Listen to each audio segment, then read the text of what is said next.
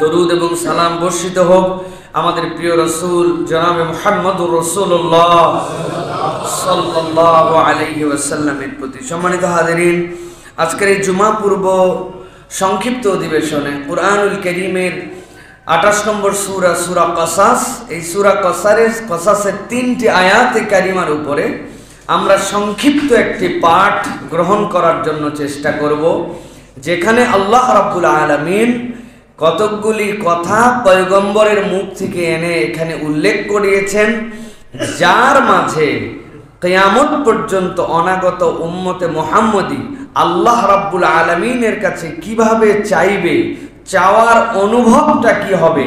আল্লাহ রাব্বুল আলামিন এই বাক্যমালা, এই শব্দমালা উপস্থাপন করে আল্লাহ রাব্বুল আলামিন বান্দাদেরকে এটার থেকে দীক্ষা গ্রহণের জন্য আল্লাহ রাব্বুল আলামিন নির্দেশনা দিয়েছেন। দেখুন, কুরআনুল কারীম এর ব্যাপারে আমাদের একটা ঈমান পরিষ্কার থাকতে হবে।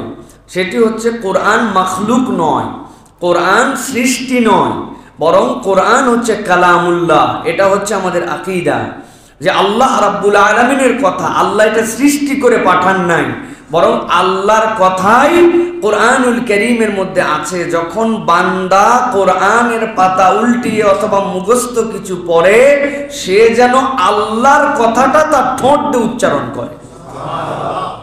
কিন্তু কোরআনুল কারীমের মধ্যে যে কথা, এই কথাগুলি আল্লাহ রাব্বুল আলামিনের, কিন্তু আশ্চর্যজনক বিষয়, দুনিয়াতে কতক সময় কতক মানুষ এমন কতকগুলি কথা বলেছেন, যেই কথাগুলি দুনিয়ার মানুষের, কিন্তু আল্লাহ এই কথামালাকে এমনভাবে পছন্দ করেছেন যে আল্লাহ আবার নিজে ওই কথামালাকে বলে কোরআনুল কারীমের মধ্যে ঢুকাইছেন। তাহলে মানুষটা কি কথা বলছে, যেই কথাটা আল্লাহ নিজে আবার কোট করে কোরআনে ঢুকাইছেন। সুবহানাল্লাহ।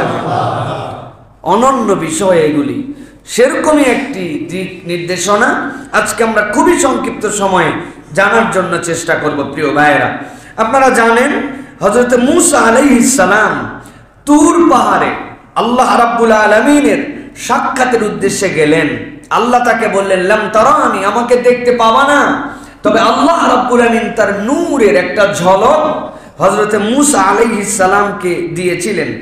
এই যে ওহী আসার আগের সময়ে হযরত মূসা আলাইহিস সালাম যখন ভুলক্রমে এক ভৃত্যকে এক থাপ্পড়ে যখন তাকে হত্যা করে ফেলেছিলেন, ভুলক্রমে যে হত্যাটা তার হয়েছিল, এটার মধ্যে অনেকগুলি বিষয় আছে। এর মধ্যে একটি বিষয় হচ্ছে, মূসা আলাইহিস সালাম দুনিয়াতে যত পয়গম্বর আল্লাহ রাব্বুল আলামিন প্রেরণ করেছেন, এর মধ্যে 3 জন পয়গম্বর ছিলেন গরম তবিয়তের, তবিয়তগতভাবে গরম পয়গম্বর।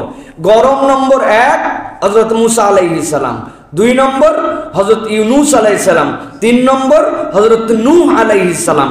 এনারা তবিয়তগতভাবে শক্ত মানসিকতার মানুষ ছিলেন। মূসা আলাইহিস সালাম কেমন শক্ত মানুষ, আমি অনেক সময় বুঝানোর জন্য বলি, অনেক সময় আমরা ফাজলামি করে বলি, এক থাপ্পড়ে তোর 32টা দাঁত ফেলাই দেব, বলি না ভাই? এক স্ত্রী নাকি তার সন্তানকে পড়ানোর সময় বলছে, এক থাপ্পড়ে তোর 40টা দাঁত ফেলাই দেব। তখন পাশ থেকে স্বামী বলছে যে কি ব্যাপার, মানুষের দাঁতই সর্বোচ্চ হয় 32টা, আর তুমি ফেলবে 40টা, ব্যাপার কি? বলে, আমি জানি আমার ছেলের দাঁত হচ্ছে 8টা, কিন্তু এই কথা বলার পর কেউ একজন ইন্টারফেয়ার করবে, যার 32টা, ওই 32টা ধরে নিছি। এখন বিষয় হচ্ছে যে আমরা যে মজা করে থাপ্পড় দিয়ে দাঁত ফেলার কথা বলি, খুব অবাস্তব। মানুষে যদি আপনি বলেন প্রতি দাঁত ফেলালে 5000 করে দিব, না পারলে কিন্তু আবার 5000 দেওয়া লাগবে, তারপরেও কিন্তু দাঁত ফেলাতে পারবে না মানুষ। এটা বোঝানোর জন্য বলছি, কত বড় পাওয়ারফুল বিষয় হলে হাতের চোপার জোর আর হাতের জোর দুইটা এক না, হাতের জোর কিন্তু ভিন্ন জোর। তো এই জোরে তিনি একজন ভৃত্যকে তার দ্বারা হত্যা হয়ে গেল। এই যে তিনি তার হত্যা করে ফেলার পরে ভুলক্রমে, এরপরে তিনি বুঝলেন যে এইটা আমার জন্য ভালো ফলাফল বয়ে নিয়ে আসবে না। তখন তিনি মিশর থেকে মাদিয়ান, এই মাদায়ান যেটা, এই মাদিয়ানের দিকে তিনি পালায় যেতে শুরু করলেন। মাদিয়ান হচ্ছে আকাবা উপসাগরের পশ্চিম তীরে তাবুক যাওয়ার পথে এই যে মাগায়ের সোয়াইব বলে, এই মাগায়ের সোয়াইব এই অঞ্চলটাতে হযরত মুসা আলাইহিস সালাম যে এখানে যে অবস্থান করতে শুরু করলেন, আল্লাহ রাব্বুল আলামিন এইগুলা যা যা তার জীবনে ঘটেছে এইগুলার সাথে ছোট্ট একটা কালিমা আমাদের জন্য দিয়েছেন, যেটা হযরত মুসা আলাইহিস সালাম বলেছেন, যার মাঝে আমরা আমাদের চাওয়ার অনুভবটা খুঁজে পাই। কি বলছেন আল্লাহ? আল্লাহ রাব্বুল আলামিন বলছেন, ওয়ালাম্মা ওয়ারাদা মাআ মাদিয়ান, মুসা আলাইহিস সালাম যখন যেতে শুরু করলেন, যেতে যেতে মাদিয়ানের প্রান্তরে যাওয়ার পরে তার ভিতরে বিরাট বড় পেরেশানি, পেছন থেকে তাকে কেউ তাড়া করে কিনা, ভুল কর্মে একটা অন্যায় করে ফেলেছেন। সাথে সাথে তিনি কোথায় যাচ্ছেন এখন পর্যন্ত জানেন না। রাস্তায় চলার সময় তার সাথে তেমন কোনো খাদ্য পানি কিছু নাই। আল্লাহ রাব্বুল আলামিন বলছেন, মুসা আলাইহিস সালাম যখন মাদিয়ানের সেই কূপের কাছে যে পৌঁছায় গেল, কূপের কাছে পৌঁছানোর পরে দূর থেকে তাকায় তাকায় হযরত মুসা আলাইহিস সালাম দেখছেন সামনের ঘটনাটা কি। আল্লাহ রাব্বুল আলামিন বলছেন, ওয়াজাদা আলাইহি উম্মাতাম মিনান নাস ইয়াসকুন। মুসা দূর থেকে তাকায় দেখলো সামনে একটা কূপ, আর অনেক রাখাল, অনেক মানুষ এসে ওই কূপের মধ্যে তাদের পশুগুলাকে পানি পান করাচ্ছে। কিন্তু আশ্চর্য হয়ে মুসা আলাইহিস সালাম দেখলেন, ওয়াজাদা মিন দুনিহিম রাতাইন, সাথে সাথে দেখলেন দুইটা মেয়ে। তারা বেশি বয়স্ক নয়, কিন্তু তাদের সাথে নাই। তারা তাদের থেকে দূরে আলাদা হয়ে দাঁড়ায়া তারা তাদের পশু যেইগুলা আছে তাজুদান, ওই পশুগুলাকে আগলায় রাখতেছে। পশুগুলা পানি খেতে যেতে চায়, এদিক ওদিক দৌড়ায় যেতে চায়, কিন্তু ওই দুই ভদ্র মহিলা তারা ছেলেদের সাথে নাই, তারা আলাদা হয়ে আছে। আলাদা হয়ে তাদের পশুগুলাকে সামলানোর জন্য চেষ্টা করছে। অবাক হয়ে হযরত মুসা দেখলেন পানি পান করায় ছেলেরা, পশুরা, আর এদের পশুদেরকে পর্যন্ত তারা পানি পান করতে দিচ্ছে না। তারা নিজেরা দুই বোন মিলায়া, দুই মহিলা মিলায় তারা তাদের পশুকে আটকায় রেখেছে। মুসা আলাইহিস সালাম এটা দেখে দেখে খানিকক্ষণ পরে তাদেরকে বলতে শুরু করলেন, তাদের জিজ্ঞাসা করলেন, ক্বালা মা খাতবুকুমা, বিষয়টা তো বুঝলাম না। পশু তো পানি পান করানোর জন্য এনেছো, কূপ ও সামনে, অন্য ছেলেরা তো পানিও খাওয়ায়, কিন্তু তোমরা পানিও খাওয়াও না, পশুগুলাকে পানিও খেতে দাও না, নিজেরা আবার সেখান থেকে দূরে দূরে দাঁড়ায় তোমরা কি দেখো, কেন অপেক্ষা করো?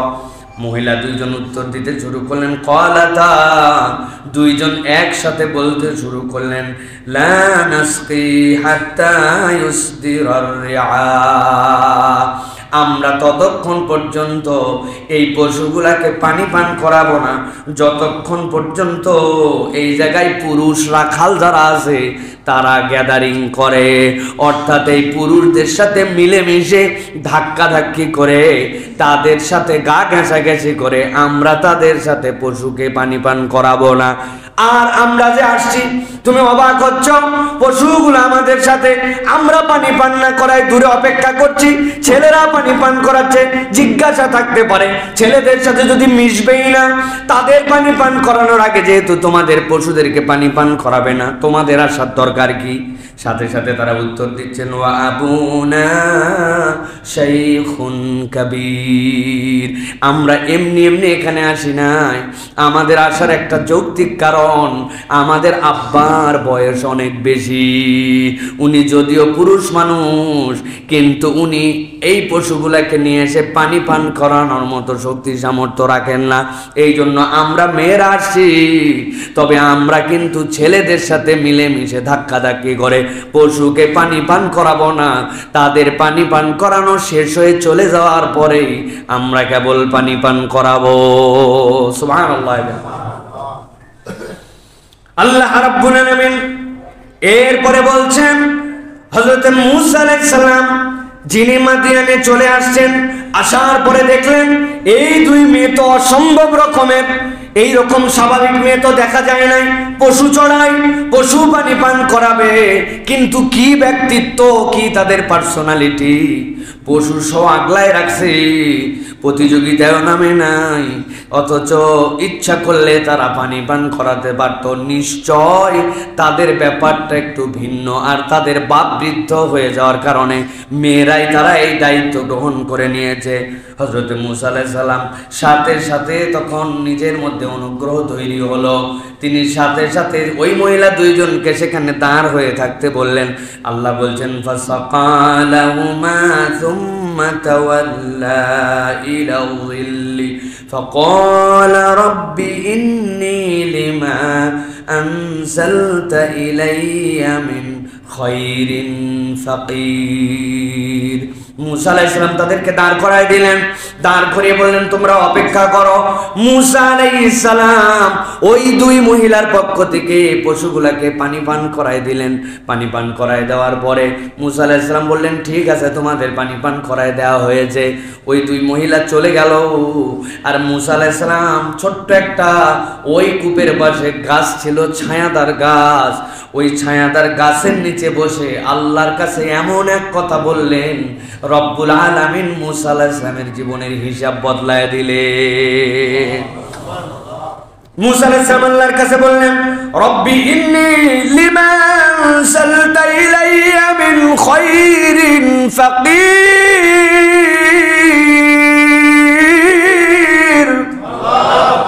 ও আমার আল্লাহ, আমি কি কারণে এখানে আসছি তুমিই জানো। আমি এমন একটা অপরাধ করে ফেলেছি যেইটা করার আমার ইচ্ছা ছিল না, কিন্তু এই অপরাধে যদি আমি ধরা পড়ে যাই আমার বিপদ। তুমি আমাকে নির্ধারিত একটা পথ পার করে আনছো, পার করে নিয়ে আসার পরে ও আমার আল্লাহ, আমার কোথায় আসতেছে কোথায় যাচ্ছে আমার কোনো জায়গা নাই, কিন্তু আমার রব কিচ্ছু না থাকলেও অন্তত এমন একটা কূপের সামনে নিয়ে আসছো যেই কূপটা অপেয় পানি হতে পারতো, পানি খাওয়ার উপযুক্ত নয়। কূপ আছে কিন্তু যেই কূপের মধ্যে পানি নাই, কিন্তু রব্বুল আলামিন এমন একটা কূপের সামনে এনেছো যেই কূপটা সুপেয় পানি পান করার এবং এটা ব্যবহারযোগ্য। আবার কূপের পাশে আমার জন্য একটা এমন গাছ দিয়েছো, এই জায়গায় কোনো গাছ নাও থাকতে পারতো, রব এই ছায়ার নিচে আমাকে বসাইছো। সর্বোপরি কথা আমার রব, আমি ভুল করে যে অপরাধ করেছি এই অপরাধে তো তুমি তৎক্ষণাৎ আমার প্রতিও শাস্তি দিতে পারতে, কিন্তু রব এতগুলা জিনিস পার করে আমার সামনে একটা কূপ দিছো, আমার সামনে একটা গাছ দিছো। আল্লাহ আপনার কাছে আমি ফরিয়াদ করে বললাম, রব্বি ইন্নী লিমা আনজালতা ইলাইয়া মিন খায়রিন ফাকির। তুমি আমার জন্য যাই কল্যাণ দাও না কেন আমি হচ্ছে তা গ্রহণ করার ব্যাপারে একজন ফকির। সুবহানাল্লাহ। ব্যাখ্যা করার কারণে মনে হচ্ছে খুব বিরাট বড় ব্যাপার, কিন্তু আপনি একটু সাধারণভাবে হিসাব করে দেখেন। রাস্তা দিয়ে চলতে চলতে আপনি কোন একটা কল পাইছেন, কোন একটা জায়গায় একটা পাঁচিল পাইছেন, পাঁচিলের পাশে একটু ছায়া আছে, এটা আপনার মাথার মধ্যে কোনো নিয়ামত বলে আপনার পরিগণিত হবে না। চলতে চলতে এরকম কল থাকবেই, পানি খাওয়ার তো কোনো জায়গা থাকবেই। রাস্তাঘাটে চলতে চলতে একটা পুকুর পাওয়া এমন কি বিষয়, একটা বাঁশঝাড়ের নিচে একটা গাছের নিচে ছায়া পাওয়া কি বিষয়। কিন্তু মূসা আলাইহিস সালাম হৃদয় থেকে এমন কথা বলেছেন, আয় রব, যা আমার জন্য তুমি দাও না কেন, আমি আল্লাহ তোমার কাছে বললাম আমি যেই হই না কেন তোমার রহমতের ব্যাপারে আমি একজন ফকির। সুবহানাল্লাহ। আল্লাহ রাব্বুল আলামিন এই যে কথাটি তিনি বললেন এবং যে কাজ তিনি করলেন, আল্লাহ রাব্বুল আলামিন মুফাসসিরিনে কেরাম ব্যাখ্যা করছেন চারটা বিষয় মূসা আলাইহিস সালামের সাথে ছিল, যেই চার বিষয়ের কারণে আল্লাহ রাব্বুল আলামিন মূসার জীবনের হিসাব পাল্টায় দিলেন। এক নম্বর, মূসা আলাইহিস সালাম মেয়েদের জন্য যে পশুগুলোকে পানি পান করায় দিলেন, কেউ তাকে বাহবা দিবে অথবা কেউ তাকে বলবে একটা ছেলে দেখছো মেয়েদের হয়ে এত বড় কাজ করে দিল, উনি কোন রকম ধন্যবাদ পাওয়ার আশায় কাজ করেন নাই।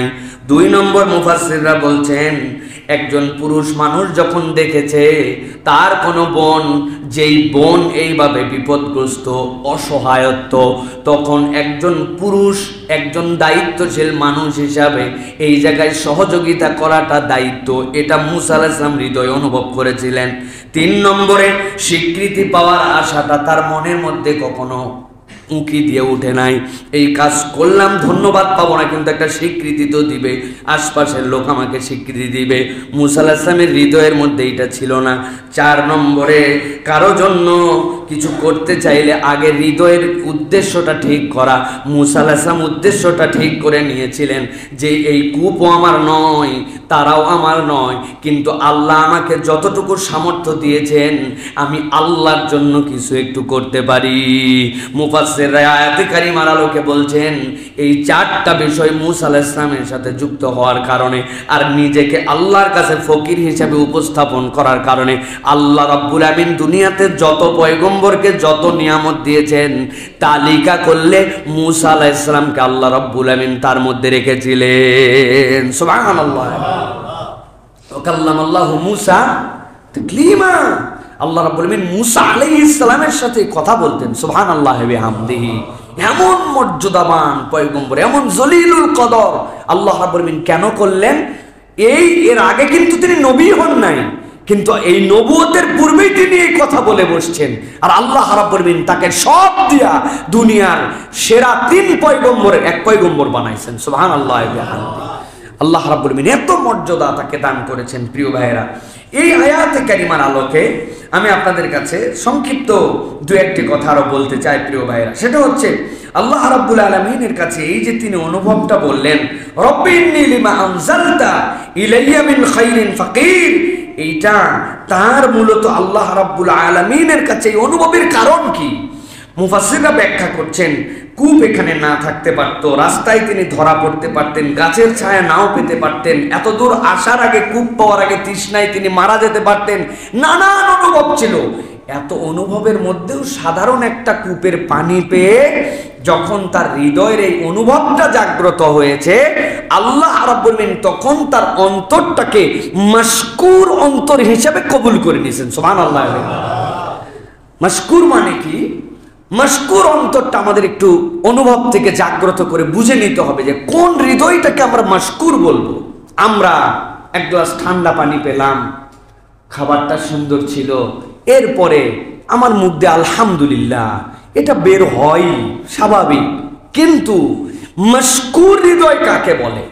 সালাফগণ বলছেন, দেখো কোন একটা ছেলে এসে, উদাহরণ দিচ্ছি, সমসাময়িক দিয়ে উদাহরণ দেয়, কোন একটা ছেলে এসে বলতেছে, বাবা রাস্তার পাশে একটা আইসক্রিম আলা 2 টাকা দামের একটা করে আইসক্রিম বিক্রি করছে, আমাকে একটা আইসক্রিম কিনে দাও। বাবা বলছে, খবরদার, আইসক্রিম খাবি না।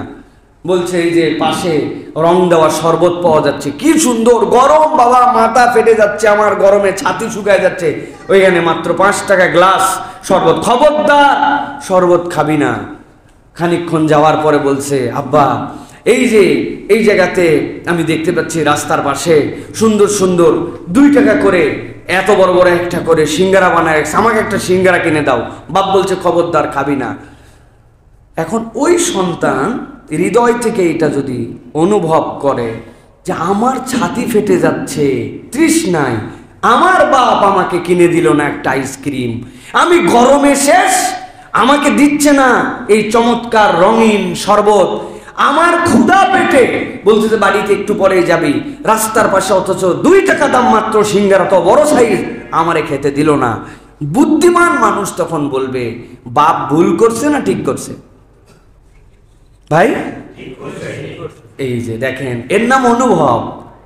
ওই ছেলের বোধের জায়গা নাই, ও বাপকে ওই জায়গাতে মনে করতেছে যে আমার বাপ আমার সাথে এরকম এরকম করলো, কিন্তু বুদ্ধিমান মানুষ বলছে 2 টাকার আইসক্রিম, আরে 2 টাকায় তো পানি হয় না, আইসক্রিম বানালো কোন পানি দিয়া, এর মধ্যে কোন জার মাছে রাস্তার পাশে বিক্রি করতেছে, তার মধ্যে আবার নারিকেলের দেখতেছি গুঁড়াও আছে, যেই নারিকেলে একটার দাম 200-300 টাকা, এর মধ্যে দিল কেমনে রে?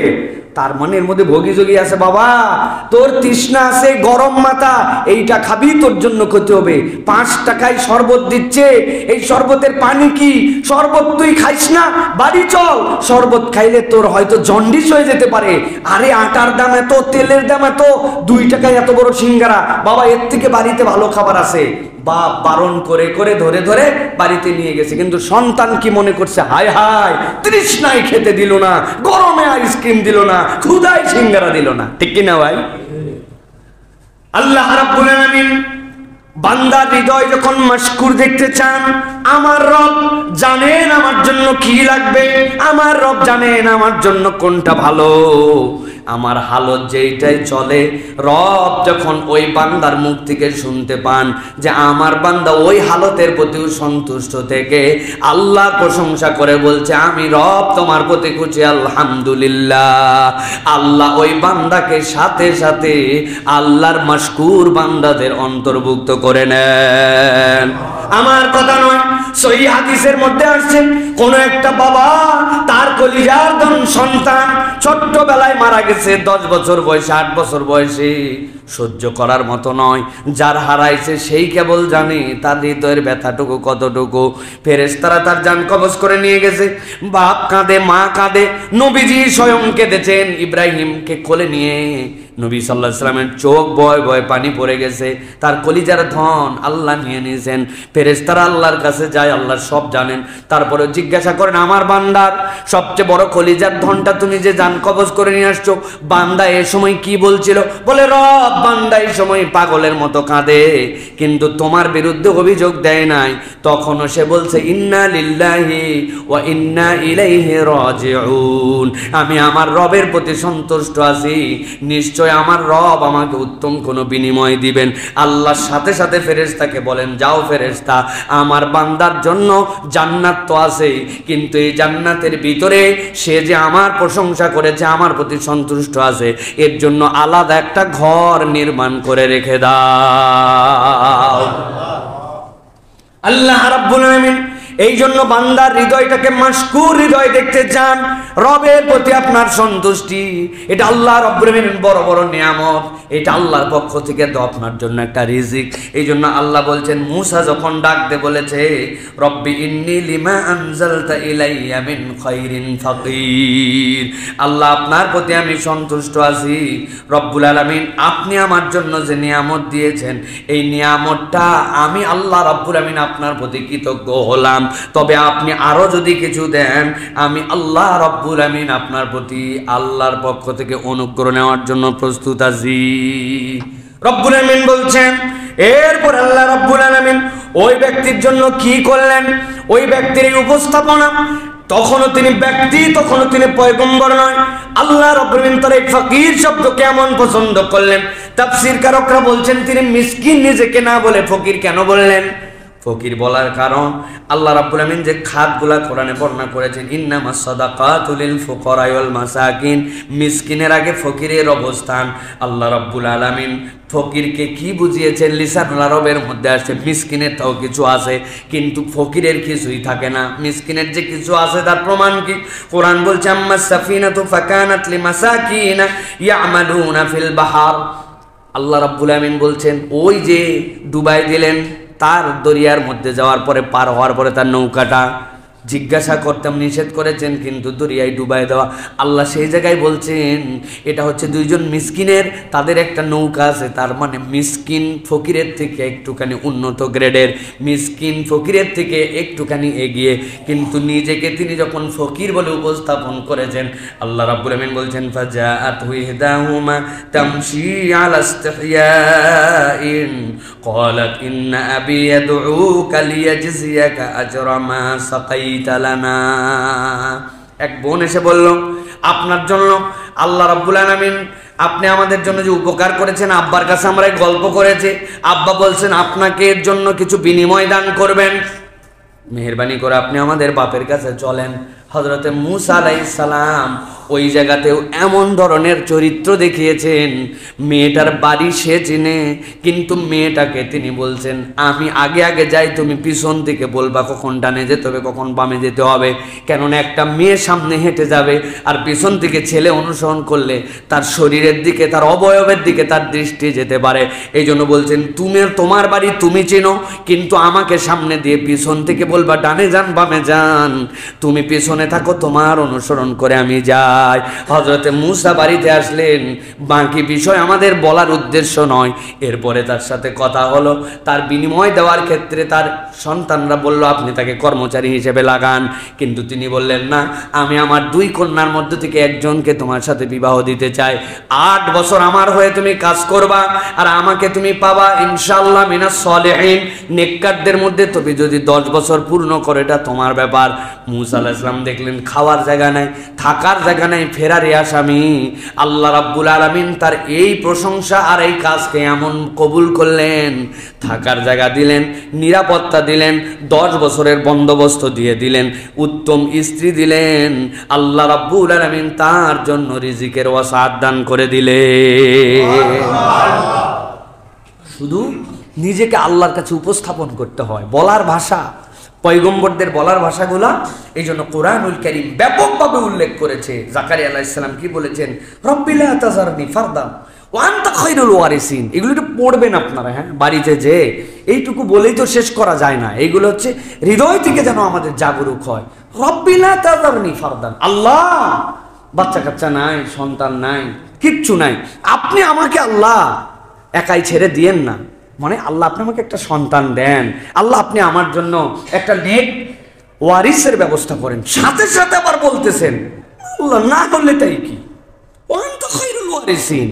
এরকম না যে আমার না হলে আমার বয়ে যাবে, না না না, আপনি আমার উত্তম ওয়ারিস, আপনি আমার উত্তম ব্যবস্থাপক, আপনি আমার উত্তম উত্তরাধিকার। কার নাম আল্লাহ কিয়ামত পর্যন্ত টিকায় রাখবেন? সন্তান দিয়ে নয়, আল্লাহ চাইলে টিকায় রাখতে পারেন। এই জন্য জাকারিয়া আলাইহিস সালামকে আমরা ভুলতে পারি নাই। আল্লাহ এই কথাটা উল্লেখ করে দিয়েছেন। এই জন্য জাকারিয়া বলল আল্লাহ দিলে ভালো, তবে আপনি কিন্তু আগাই, এটা আবার বুঝেন না যে আমি চাচ্ছি আপনাকে বাদ দিয়ে। আল্লাহ এমন দেওয়া দিয়েছেন জাকারিয়া আলাইহিস সালামের সন্তানকে, আল্লাহ এমন নামে সম্বোধন করছেন, দুনিয়াতে এই নামে এর আগে কোনো পয়গম্বর ছিলেন না, এবং আল্লাহ রাব্বুল আলামিন নিজে তাকে ওই রুশজাত পয়গম্বর দান করছেন। সুবহানাল্লাহ। আল্লাহ কবুল করলে কেইসা কবুল করা করে। ওয়া আইয়ুবা ইয নাদা রাব্বাহু আন্নী মাসসানি আদ-দুর।